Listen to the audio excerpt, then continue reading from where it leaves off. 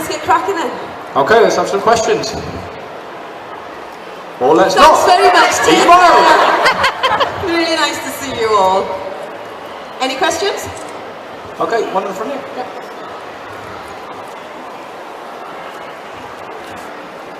Hello. Hi, darling. Are you aware that John's telling a story on his tour about the night in Germany? I am aware of it, yes. I think he had done half the tour and then said to me, do I get my permission to do it? And I kind of when he told the story, yes, he's told it. And I'm sure he's embellished a bit on the story, but most of it, well, 99.9% of it is true. We did dance naked in Germany and got caught.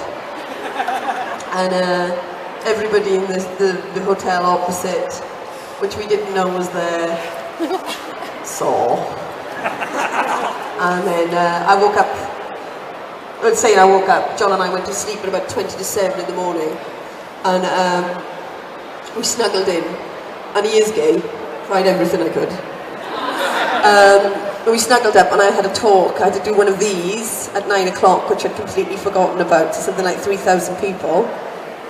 I thought I was going to be sick in front of everybody, and then I thought, oh, it's fine, nobody knows that we had a big night out, and, you know, it was just me and John. We put Mumford and Sons on and got really drunk in the hotel room, and took our clothes off and danced for a while and had some fun. And then, when I say we had some fun, not that kind of fun, and we had a great time. And then John kind of came in and tapped me on the shoulder and kind of went, everybody saw us. And it was, yeah, devastating. Yeah. Thanks for bringing that up. It's a great question to lead with, anyway. Take care. Okay, down the front here. Run. Hello. Hi, Beth. Are you wearing the Claire Ripley top? This is really funny because somebody said to me earlier on, oh, I really like your top. And I went, what am I wearing? Oh, right. So this top is Claire Ripley. My trousers is Lauren from You, Me and Them. And then I looked at my jacket and it's Frankie's. So basically I've come as 3 characters here today. Way! And I've also put the Gap on. Yeah, well spotted. The only thing that's actually mine are my pants. Yeah, my pants. And my shoes. So were these items given to you then, or were they acquired? None of your business. Yeah, acquired. Next. Oh, mine. Parachutes. Hi. Hi, sweetheart. When you were working with David on Doctor Who and stuff, is it a completely different atmosphere working with him on Broadchurch again now? Well, the funny thing is, David and I never worked together on Doctor Who. We had that one scene where I see him through the monitor, and he kind of recognises me through the character of Gwyneth that I played, the Victoria Maid. But we never actually have ever worked together. And when we were nose to nose doing one of the scenes, I think it was the opening scene of episode 7, something like that, where we're lying in bed together and we're talking, and it was a little bit uncomfortable because I'm lying in bed with David Tennant, kind of nose to nose, and it took about 3 hours to do. So you've got to think of stuff to say, really, otherwise it's a bit awkward, apart from how's the weather. And then we said, you know, this is bizarre, because we didn't stop talking for the 3 hours, because we said this is the first time we have actually ever worked together. Everybody assumes that because Torchwood and Doctor Who kind of run side by side, that we have, and we haven't. So it was brilliant to work with David. I mean, he's an absolute professional, and he's a lovely person, and I champion him constantly. And I think, you know, him being British, we should be so proud of him and hail him for flying the flag for us. He's fantastic. But on the other hand, it's a lot of pressure sitting opposite David Tennant and Olivia Colman with a 6-page dialogue. You kind of think, oh, please don't mess up. You know, I want to go home if it's sick. But yeah, it was a fantastic job. Horrible character, but a lovely job. Thank you. Hi. You know, if Jack if we were watching the day one episode, what would happen if Jack made that with the alien? What happened? Would it turn to dust? Oh. Now he's got it. Would it come and go in the same way? That is a brilliant question. And anything that Jack does that with turns to dust. Because it happens to John Barrowman in real life.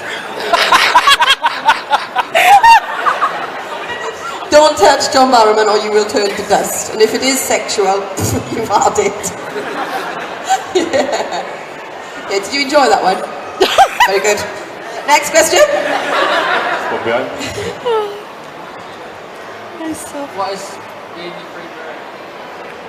What's been your favourite episode of Torchwood going to film?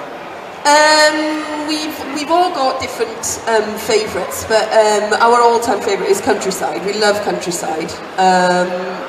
We got to be out and about in the wilderness and actually up from where I'm from, which is in the Brecon Beacons. So it was the cannibal episode. Stupid, isn't it? It was the cannibal episode. You don't get this in an EastEnders talk, do you? So that was our favourite. Anything basically that kind of got us out of the hub. And Gareth, David Lloyd in a pair of jeans was always my favourite. Thank you. Okay, any on this side? No, one side. Oh, you're all very quiet. Are you alright? There's one at the front there. You're right. Hiya. How does it feel that Torchwood's coming back as an audio drama with Big Finish? Well, it's exciting. Yeah, there's 6 audio dramas coming back. Yeah, we're very excited. We've been approached about it. John's already done one. Yeah, it is exciting. It's lovely to be able to have Gwen again and to have Captain Jack. It terrifies me, the thought of it becoming more than just an audio drama. The day when that script turns up and I've got to get back into those leathers and just run, because that's what Gwen 90% of the time was, run. It terrifies me, but I think it's kind of exciting. Are you excited about it? Yeah. I think it'll be really good. So it might kick something off, it might not, but either way, you can't keep a good thing down, so hopefully we get some more. You're not all recording at the same time, are you? No, shit, no, they've done that before and it was horrendous. No, you can't do that to us. You can't have an enclosed room with John Barrowman and Kaio in and oh no, imagine the smell. It'll take years. It's horrendous. Next question? Yeah, down the front. Hi. Oh, hello. Yes, what I wanted to ask was, because as Torchwood's now going to be like on audio now, Yes. do you think it should get a season 5? Well, it depends on how popular it is, but I think that when the cast do conventions all over the world, it's very obvious that they need to do a series 5 because the fans are still there, you're still here, it's amazing, and you're keeping it alive. So if we turned up to these things and nobody came to say hello, or nobody came to get anything signed, or didn't have a box set, well then I'd go, fair enough, it's something that's, you know, had its day, but it really hasn't had its day. I think kind of the best is yet to come. Hopefully. BBC.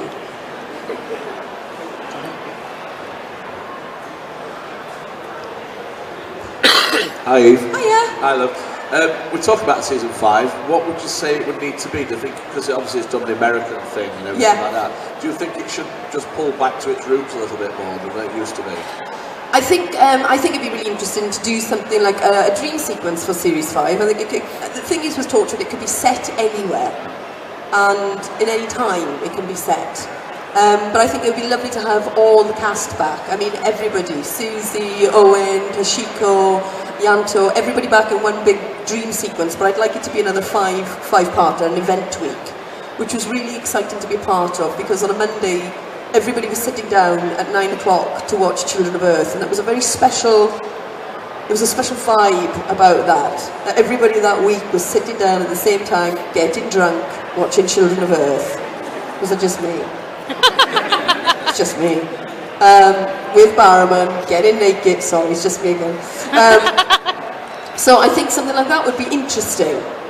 But, you know, with Russell T Davies, you have no idea what he's going to put in front of you, if he does. But whatever he does put in front of us, it's always incredible, and we're always grateful for it. So we'll see. What would you like to see? Can we get a mic? I think something back in the UK at least would be the way to go. Yeah.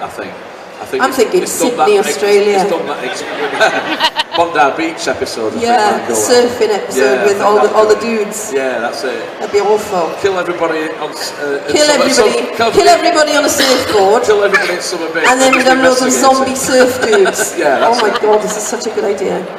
And then we could have like loads of like zombie surf dudes. I've said that, haven't I? But they could be naked. And then I know for a fact John Barrowman would be interested in doing another series. If I could get like, just even 10 naked surf dudes, naked, on surfboards, playing zombies. Next question. Are you not concerned as the only mortal character left that they might kill you off anyway? Is that God? Who's that? That's me beside you. Oh my God! Sneaky! What worse than God, to be fair. I forgot you were there! Thanks. Do you feel like you? Yes, God. Okay, we'll go to the What do you say? What did you want? What did you You're not ask? concerned that as the only mortal character left in the next series, you might not make the series after? Well, in a way, we've all kind of died. I'm so sorry. Because we haven't got, we're talking like we have got series 5, we haven't. So in a way, we're all kind of dead. I'm sorry to be the bearer of bad news, but we have all kind of deceased in a way. If we come back, we'll be alive and happy and kicking ass with guns and leathers and naked dudes on surfing boards. But you know, listen, with those scripts, you never knew. When you would turn in a page, you didn't know whether you're the next one to get it. And luckily, you know, I must have done something right. I don't know. Okay, right at the back there. Keeping on the subject of that, strangely, whose death did you get most upset with? Tosha Windsor, Yanto? Sorry. Really? Who died the best? Oh, really? Ooh. Well, they all died. Spoiler.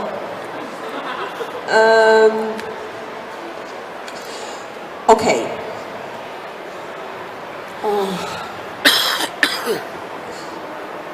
I think it was Toshiko because we had to when she did the video message. She said, "If you're watching this now, it means I'm." And they kept that video for the take. We hadn't seen that. Me, John, and Gareth hadn't seen it. So what's filmed there and the reactions there are very true to life. We were heartbroken. And I hadn't seen any, I didn't know what was going to happen to Byrne, and I certainly didn't know that an alien fart was going to kill Yanto. It was very hard with the scene where I unzipped the body bags with John and Gareth. It should have been very emotional. It wasn't. Just because they were messing about and farting and just being naughty boys. So the true performance and the true kind of upsetting kind of scene was saying goodbye to Tosha's stuff, packing her stuff away. It was absolutely horrific. We couldn't pack any of Byrne's stuff away because he'd nicked it all. No, he had, really. Guns, everything. Okay, next. Yeah, down there.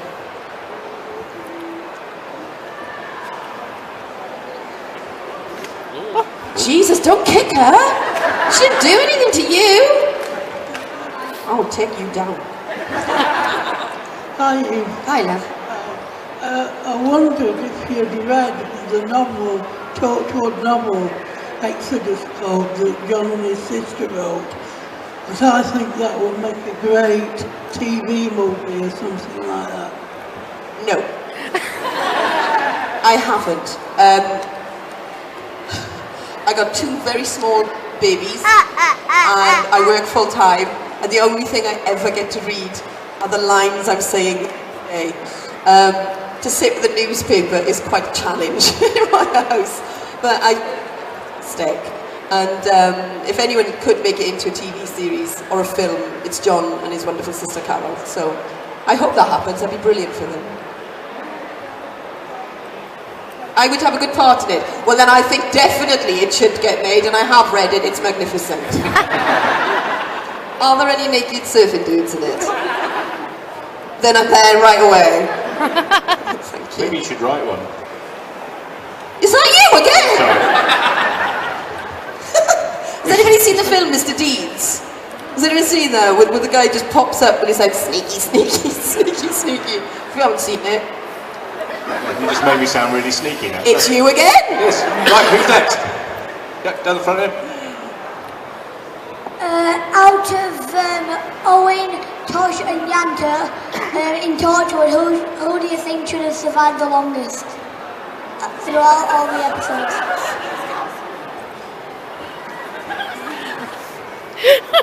You monkey. You're going to get me into so much trouble. Owen.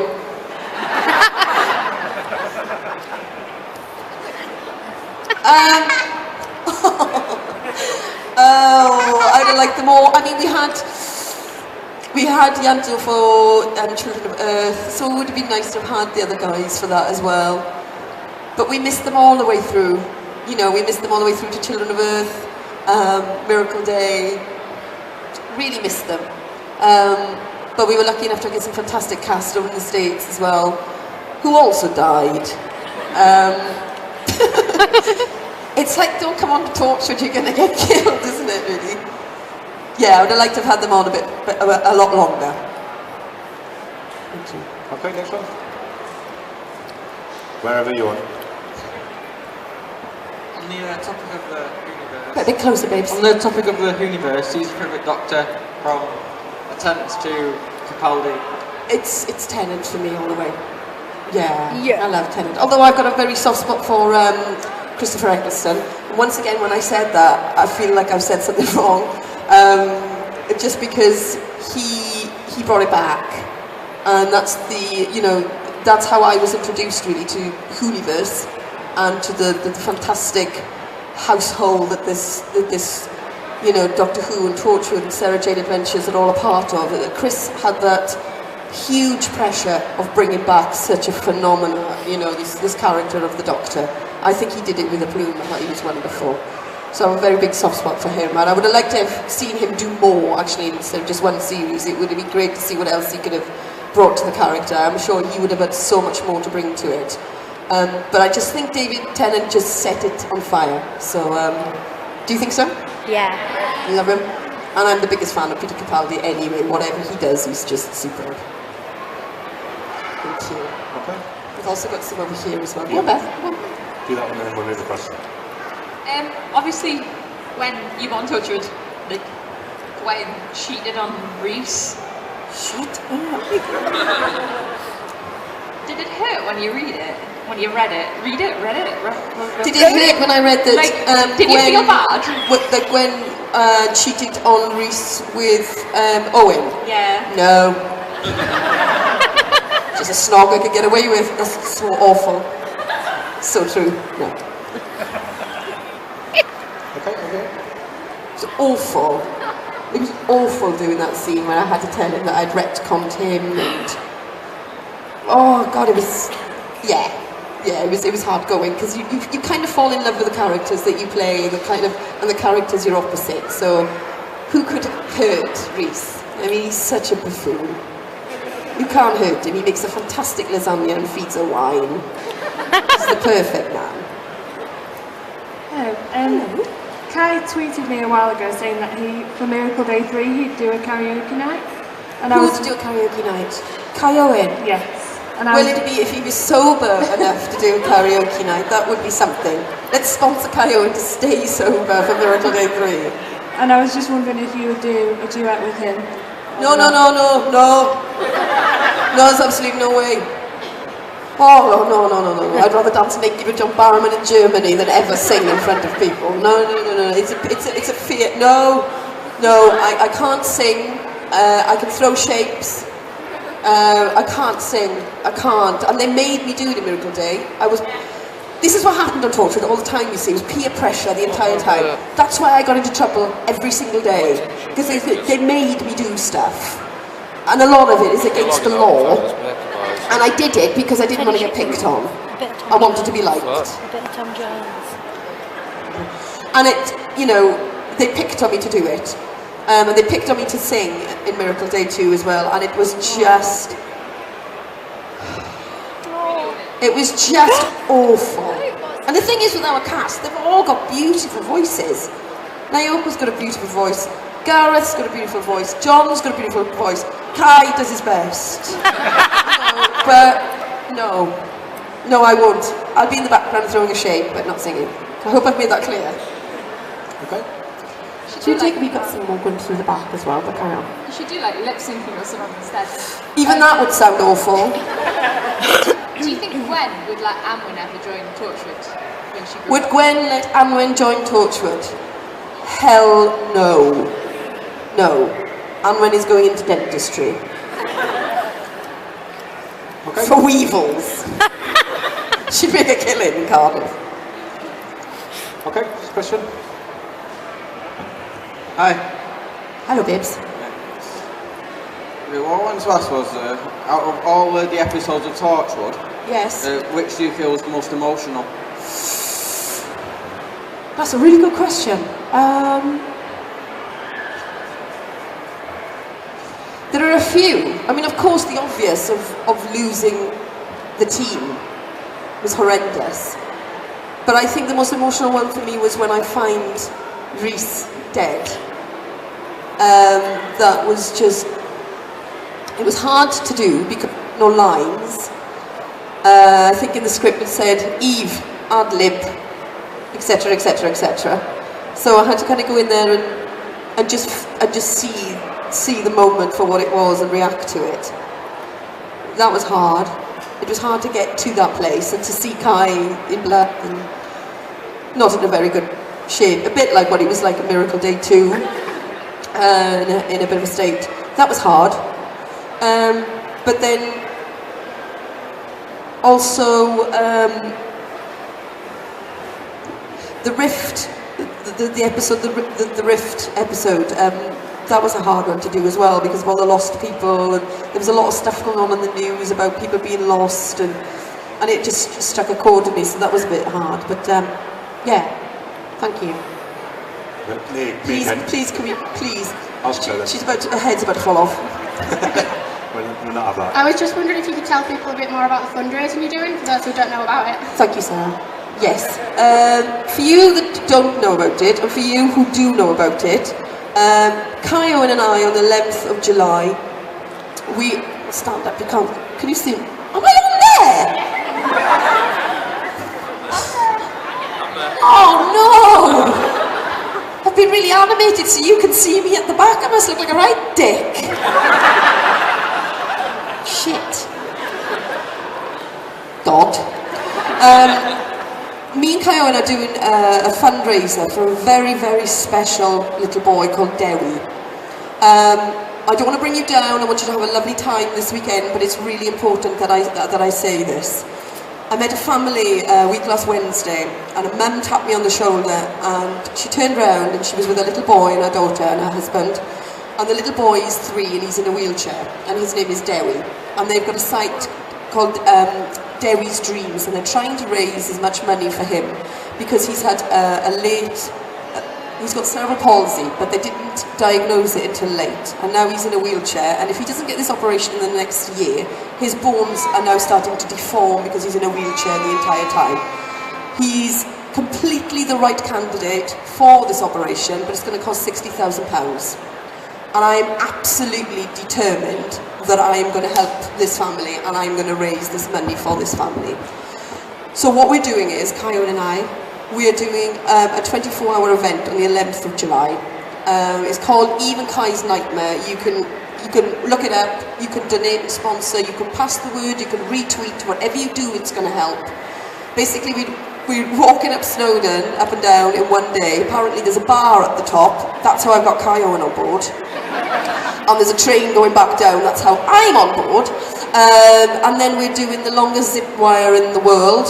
And then we're doing the big bounce thing, whatever that is. Now I'm really scared of heights. This is slightly too high for me. And I'm doing this zip wire thing. It's going to be bonkers. But we're doing it as a fantastic cause, and I would really appreciate a retweet, a £1 donation, whatever. Go to Dewi's Dreams or Eve and Kai's Nightmare. And it's all there for you. But thank you for bringing that up, Sarah. It's brilliant because it's really important. And to you lovely people who've already helped and are smashing the word out there for me, I say thank you beyond thank you. Debbie's mum and dad are so grateful. So thank you, thank you, thank you. And on that note, we have actually run out of time for this talk. So put your hands together once more. Thanks, guys. Myles.